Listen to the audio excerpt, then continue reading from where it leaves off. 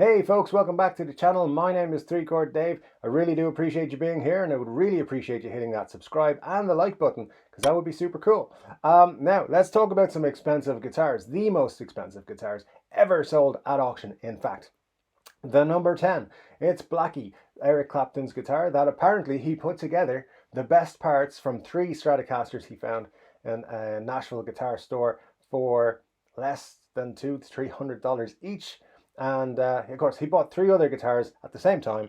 He gave those away to George Harrison, Pete Townsend, and Steve Winwood. Kept the 3, made a Frankenstein guitar essentially from the parts of those 3 guitars. And it was Blackie. Played it on a lot of great records, and in 1984 retired it. 2002 he sold it for $959,000. Wow. He put no more than $600, let's say $1,000 altogether, into that guitar and sold it for $959. It's amazing. Number 9 on the list, Bob Dylan's Strat. Yes, that's right, the most controversial on the list probably, because of course Bob Dylan at the time was known for his acoustic playing, being a folk musician. And when he stepped on stage at the Newport Folk Festival in 1965 with a 1964 Fender Stratocaster, the fans did not appreciate it, and he was booed off the stage, pretty much. $965,000 the guitar sold for, though, many years later. So, probably a good investment for whatever he paid for it. Number 8 on the list is a 1959 Gibson Les Paul, owned by Keith Richards of the Rolling Stones.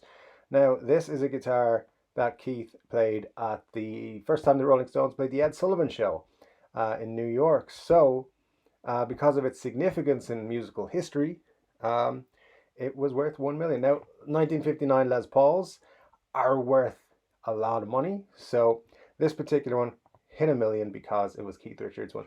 A few Les Pauls have gone for $1 million over the years, not specifically at auction though, which is why they're not all on the list. Now, a 1958 Korrina Explorer is the next thing on the list. The reason this one is on the list, $1.1 million this Korrina Explorer was sold for. It was played at one time or another in the careers of Slash, Kirk Hammett, and Rick Nielsen, 3 legendary guitar players. So, with around about only 10 of these ever made in 1958, this one being played by those guitar players, it means it's worth over $1 million. So, rushing through the list here because, I don't know why, but we're running through it. We're at number 6, and it's Bob Marley's Washburn 22 Series Hawk. Wow. Well, this is the only Washburn on the list, but this guitar is worth $1.2 million, was worth $1.2 million when it sold. Its actual whereabouts, unknown. That's right. What is known is that Bob Marley gifted this guitar to his guitar tech at one point. Rumors were that when it came up for sale that the Jamaican government considered it a national treasure, so they paid between $1.2 and $2 million for it. But there's no definitive proof of that. And nobody knows where it is. So, interesting guitar, interesting history, and of course belonged to one of the greats of music of the last 60 years, Bob Marley. The next one is Jerry Garcia's Wolf. This sold for $1.9 million. It's a custom-made Doug Irwin guitar. It's nicknamed Wolf because there's some wolf artwork on it. Apparently, we can't see it in this picture here, but that is the picture we have. Sold at auction at a fundraiser in 2002 for that $1.9 million ruse. And number 4 on the list is a standard Stratocaster in white by Fender. Sold for $2 million. There you go. Oh yeah, Jimi Hendrix played at Woodstock. So that's why $2 million. Sold to Paul Allen, who's a co-founder of Microsoft, in 1998. So you can imagine its value today definitely went up from 1998, over 22 years ago.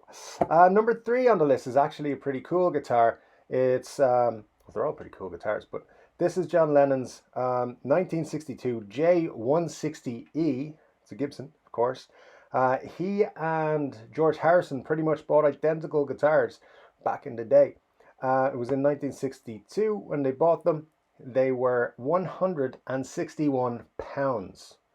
At auction, this guitar sold for $2.4 million. It's not a bad return on investment. I know, I mean, it was 50 years later, but still, that is a pretty good return on investment.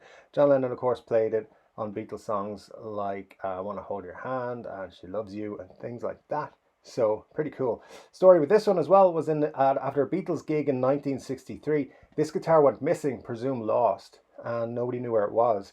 And then it resurfaced somehow.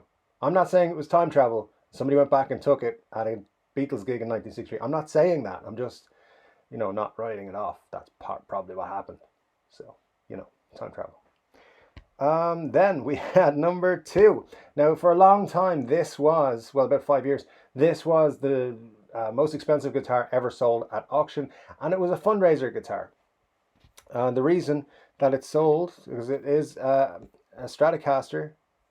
It is a fairly plain Stratocaster by Fender, but it sold for $2.7 million to reach out to Asia. So that was who they were fundraising for. It was which is a charity that was organized by Bryan Adams. Bryan Adams, who is famous.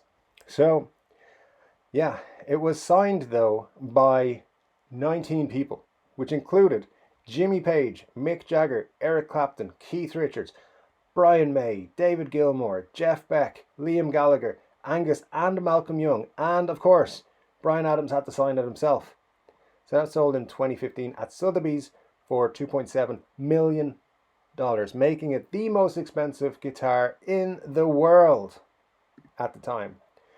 But this past week, we have had a change in the most expensive guitar ever sold. And this one is quite remarkable.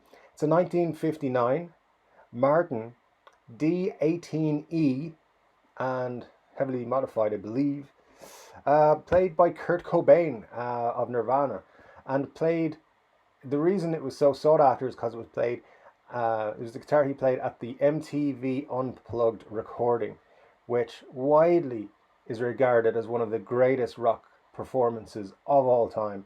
Personally, I think that Kurt Cobain was better than he'd ever been on that night.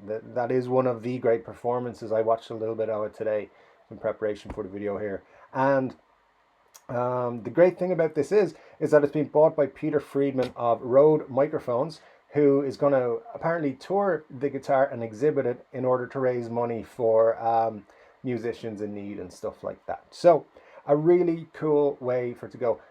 I mean, it's broken the world record for a guitar at auction by a huge amount, which is amazing. And, it's just great to see that these amazing guitars keep coming up. And who knows what the next one, that record will be broken at some point. Maybe it will be Slash's guitar that he played, I don't know, at Slane Castle in 2017 or something. Maybe it'll be Brian May's guitar that he made himself and has played all these years, his Red Special. That if that ever came up for sale, it would probably smash this record. There's a lot of iconic guitars out there that would do the job. Maybe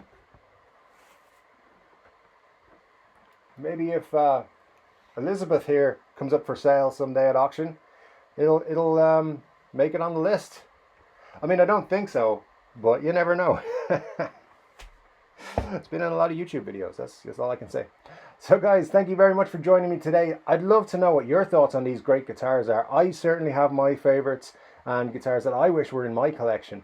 So I'd love to know what your thoughts are. And of course, don't forget to hit that like button and the subscribe button. Hit the bell thing as well. And don't forget, at the end of the video, there will be some suggestions to check out some other videos that I've done, which are tailored to you. So, click on those and enjoy them as well.